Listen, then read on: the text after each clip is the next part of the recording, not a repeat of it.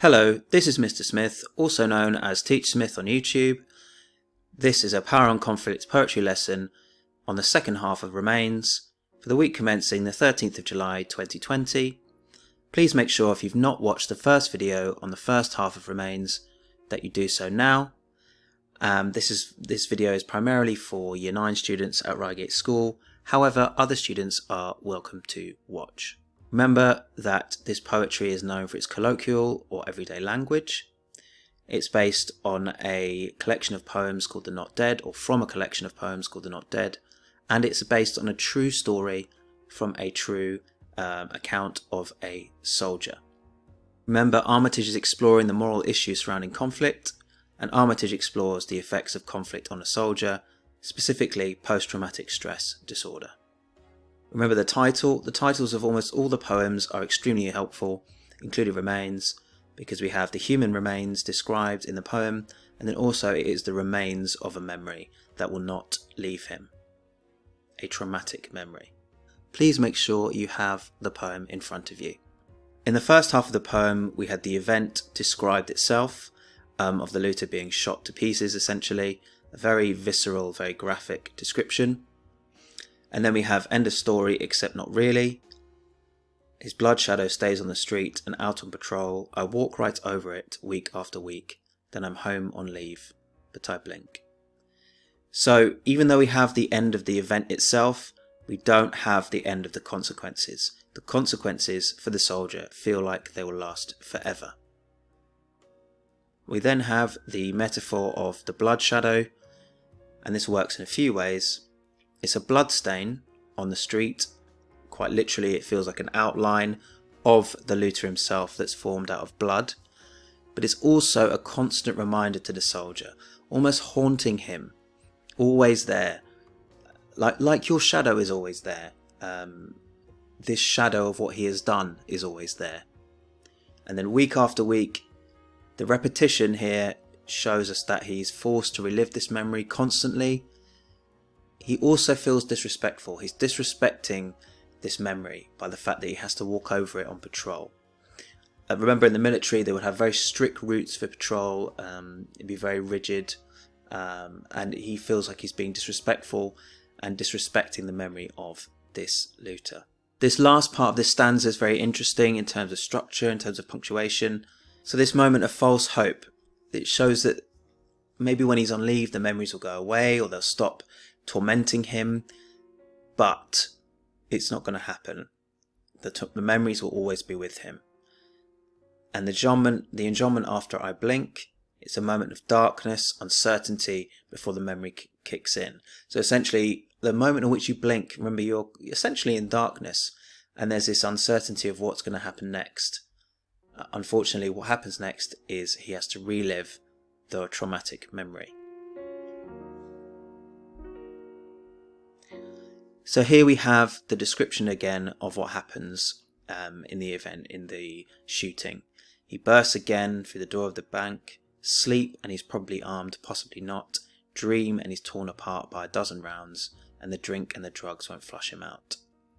So all the key moments, he's reliving the violence and the trauma. Bursting through the bank, the fact that moral dilemma, is the looter armed or not, and the moment at which the violent killing happens.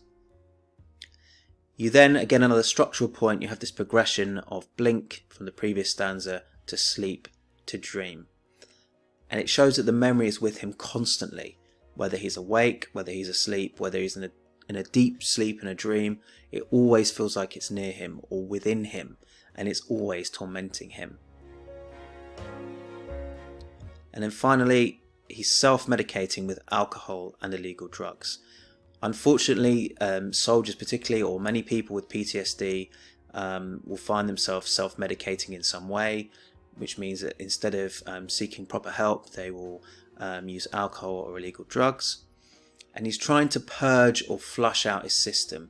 This kind of metaphor that if he just takes enough illegal drugs or he drinks enough alcohol, he'll be able to flush out or purge his system of this memory, which of course is not true. However, this is also military speak. It's also a way the armed forces speak to each other. Flushing someone out is when you force an enemy to leave a defensive position. So the enemy is in a strong position and you find a way to flush them out, force them out. This might be through bombing or covering fire or some other method. Remember, if you need to stop the video to finish your notes, please do so at any time. So it's here in my head when I close my eyes, dug in behind enemy lines, not left for dead, in some distant sun-stunned, sand-smothered land, or 6 feet under in desert sand. So the looter is in his head as a traumatic memory he will never forget, and he will be tormented forever, it feels like, to him, by this traumatic memory. But it's also a metaphor for the inability to forget. And also military speak, again, dug in behind enemy lines. It will be the case that certain people might get trapped behind enemy lines if the lines move, the lines of combat move, and you have to kind of dig in and hide or even defend yourself in a position behind enemy lines. Of course, in this situation, the looter is physically in the soldier's mind. The looter is in the enemy lines of the soldier's mind. And then you have the description of Iraq and Afghanistan. Unfortunately, both known as being places that are essentially war zones.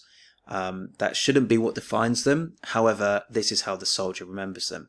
Also, as kind of a hellish place, sun-stunned, that sibilance giving the idea of extreme heat, and sand-smothered, nothing but sand, endless sand, giving the idea of kind of hopelessness and a very hostile environment. It kind of reminds me both of Charge of the Light Brigade, where you had the description of the valley feeling like hell itself, all the fighting and the smoke, and also another poem, Ozymandias, which describes a desert. And then 6 feet under, just again, where the looter is where the looter's physical body probably is now. However, the implication is, of course, that the looter doesn't really reside there. The looter resides in the soldier's mind. We have then the final 2 lines, which are separate, which perhaps shows their significance, shows the kind of almost wrapping up or summarising the message of the poem. But near to the knuckle, here and now, his bloody life in my bloody hands. So we have near to the knuckle, showing that there's blood on his hands as a metaphor for guilt. However, near the knuckle is also a phrase describing something indecent. So he feels that this is a confession of something that's shameful and something that he's embarrassed to admit, something that he would be seen as someone awful or reprehensible for what he's done. So near the knuckle meaning both blood on his hands as a symbol of guilt, but also near the knuckle meaning saying something indecent, saying something shameful, saying something offensive. This confession feels like he's ashamed.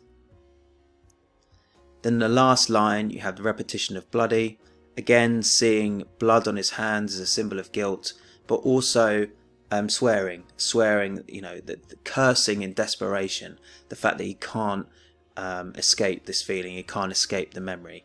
It's trapped. He's trapped in this memory. So a quick plenary then. What do you think is the most effective line in Remains? This could be from this week, or you could look back to last week's lesson to the first half of the poem.